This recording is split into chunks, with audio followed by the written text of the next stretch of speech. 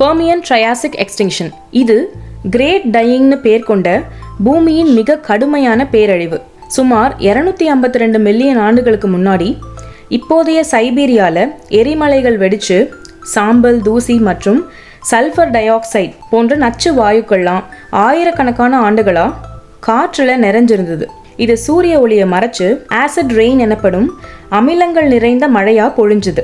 வளிமண்டலமே ஒரு டாக்ஸிக் சூப்பாக மாறிடுச்சு. பெருங்கடல்கள் அமிலத்தன்மை கொண்டதாகி நிலம் கடும் வெப்பமாக சுட்டெரிச்சுது. இதனால் 96% கடல் வாழ் உயிரினங்களும் 70% நிலத்தில் இருந்த உயிரினங்களும் மறைஞ்சுது. பவளப்பாறைகள் வெளுத்திருந்தது, காடுகள் வாடி போச்சு. பொதுவாக பேரழிவில் தப்பிக்கிற பூச்சிகள் கூட இதில் மாட்டி பாதிக்கப்பட்டது.